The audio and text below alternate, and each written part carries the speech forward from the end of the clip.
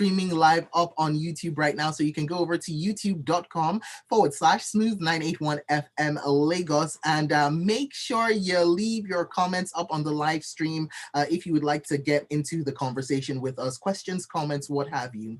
And you can also send WhatsApp messages in to 0809 440 981. So Olayinka, first things first, we've got a few companies to review. So let's start with Dangote Sugar. All right. How would you assess their 2021 financial year? Thank you for the question. Okay, for Dangote Sugar, I think it's something we've seen with sugar companies generally. It's not just specific to Dangote Sugar. So what I'm saying is that 2021 for sugar companies generally was a tough year, and this is largely on the back of the rising costs we've been seeing. As we know, sugar is mostly imported into the country before it is refined locally and sold to the consumer. We've seen the cost of sugar in the international markets increase since late 2020, and this also flowed into 2021, where it rose significantly also. So for sugar companies generally in Nigeria, we saw that cost go up, and on the side of Dangote Sugar, it also went up. It impacted their gross margin. I think gross margin contracted by about 8 percentage points in 2021. Also, we know that operating cost in the country has been rising. So all this put together, all this put together just put extra pressure on earnings for Dangote Sugar. I think for the year 2021, their earnings declined by about 26% year on year. So it has not been a very good year for Dangote Sugar in 2021. Now, would you say there was anything notable? Because 26%, I don't know, how was there anything notable in the results? Anything that jumped out at you for Dangote Sugar? Yeah, I think aside the rising cost of production, something else that stood out for me would be the finance cost. As I said earlier, raw sugar is imported into the country. So we know that we've had FX liquidity in the country. So what's the impact on this on Dangote Sugar is that they've not been able to pay for most of the sugar they imported into the country. So they have opened LC currently, and this opened LC is just letters of credit.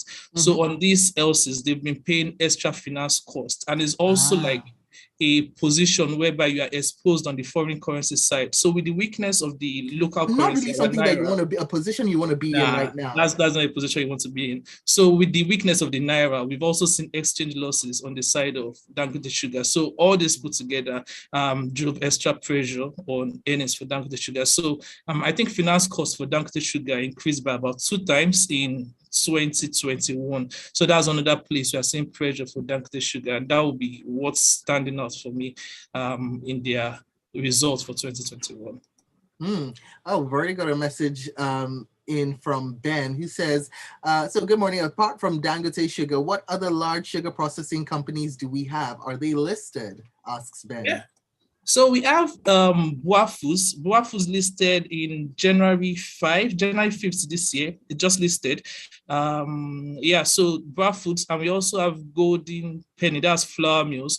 So flour mills is an Agro-Allied company. It produces flour, Agro-Allied products like palm oil, edible oil, and the likes also. So sugar is a huge chunk of their operations also. For these companies, we also saw margins contract significantly. As I mentioned earlier, it's a problem of sugar companies generally, not just Dangote Sugar. So Boa Foods, I think the margin contracted also by about maybe 5 percentage points. I'm not very sure now, but we saw margin contraction across board for sugar companies. All 3 are listed. All right then. Thanks for that. Yeah. All right. Now with these results that we're seeing, is the stock on your radar? Yeah. It is. Yeah. So we believe Dangote Sugar is a quality name. Dangote Sugar is the major market player when it comes to sugar in Nigeria. I think they have above 50% market share. So it remains a quality name. And we also believe that once we could see FX liquidity improve in the country, you could see Dangote Sugar's performance start to improve. And another thing for us is that we are already seeing Dangote Sugar increase prices. So this should help them protect margins in 2022. So we are still holders of Dangote Sugar as a stock because we still see some upside in the name. We won't be buying it, but we are holding it because we see some upside. Okay. All right, now we got to move on from sugar, but guess what? Down to his next door neighbor, salt. So let's look at Nascon now. How would you assess their results for 2021? So Nascon, it's a similar story. A similar story in the sense that you have raw salt also being imported into the country. Nigeria does not produce as much salt as it consumes, so we have to import salt from Brazil before we process it locally. For Nascon, we also saw cost increase. We also saw operating cost increase on the side of Nascon. So this puts pressure on profitability for the company. But to the positive for Nascon, we saw FS gains on their own side, and we also saw Nascon in the year sell a plant that it does not use anymore. That's the edible plants, edible refinery. It has been on use since about 2019. So they sold this plant in 2021. So this helped their earnings. So we saw earnings increase by about 10% year on year in 2021. So unlike Dangote Sugar, their own earnings increased in 2021. Okay, and any noticeable thing in the results that jumped out at you? Okay, what stood out for me for Nascon will be the FS gains, and as I mentioned earlier, so 2021 has been a year whereby you see companies recording FX losses, but on the side of Nascon, we saw them record FX gains. This is largely because the management of the company priced their FX payables at an higher rate compared to where the current dollar is selling in the country. I think they price about 440 thereabouts, and they've also been able to source cheap dollar at the IRA window. So the difference between their pricing and where they've been sourcing dollar gave them this extra gains in 2021. So I think that has been a smart play on the side of Nascon, and it also helps their profitability in the year. So that's what stood out for me. Wow, not bad though. When you can kind of go against where the crowd is going, not bad at all. Okay, and what about Nascon stock then? From all this positivity that we're looking at, is it on your radar as well? Yes. Also a good name, also a quality name for us. I think it has about 70% market share when you look at the non-refined salt space, and when you look at the refined salt space where it is currently investing more. I think latest figures for management is about 28% market share. So we still believe that the refined space for Nascon could support growth for the company and support profitability also. Nascon also produces seasoning, which is another growing segment for it. So we are still holders of Nascon. We believe it's a quality name and it could see improvements in its performance in 2022. So for us, a quality name, still something we are looking at in 2022. Okay. Oh, by the way, we still got questions coming in up on WhatsApp about sugar. So Ogeno Chuko says, so what are the constraints, because you had mentioned this actually, what are the constraints in sourcing the major raw material when it comes to sugar? In sourcing the major raw materials, so it's not really a constraint. Nigeria sources its sugar, raw sugar from Brazil. So on the side of sourcing and getting supplies, not really a problem. I think the problem will be in paying for it. As you know, you're buying something from Brazil. The currency is not Naira, so you'd have to pay in dollars. So sourcing that dollar locally is where the problem is. And that's where we've been seeing pressure.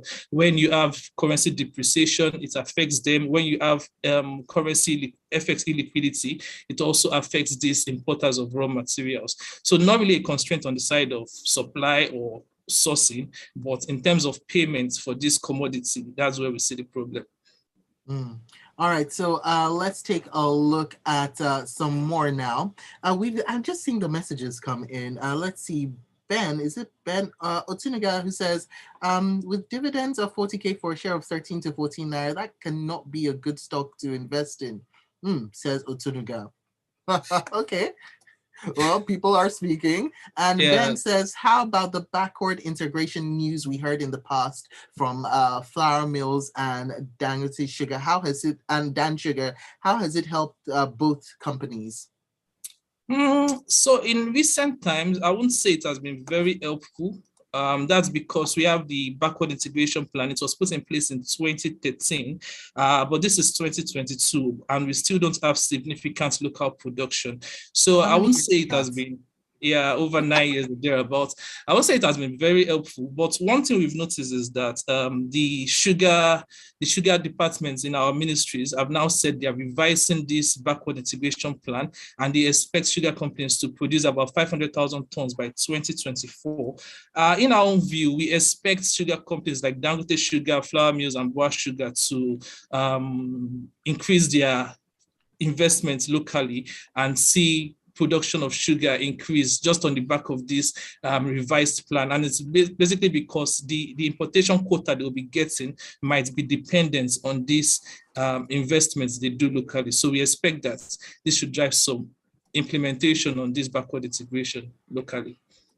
Okay, and I can't believe it. We've come to the end of the show already, and the Fast. messages are coming in, and there were still companies that we needed to talk about. But yeah, let me just end off with this last comment in Benga Kamu, who says, so all the rollback integration in sugar, and we're still importing it. I mean, we've already spoken about it, so what can you do? All right, absolutely fantastic having you on the show with me. Thank you so much. Let me just tell everybody where this, of course, was Business Express brought to you by Stanbic IBTC. And Olayinka, thank you so much for joining me for today's episode. That's Olayinka, additional research analyst with Stanbic IBTC. Absolutely fantastic. Hope to see you again on the show. Definitely. Have a great day. All right. See you later. Bye. And that is that for Business Express. Coming up, great music to take you down to 7:30 when Freshly Pressed comes your way.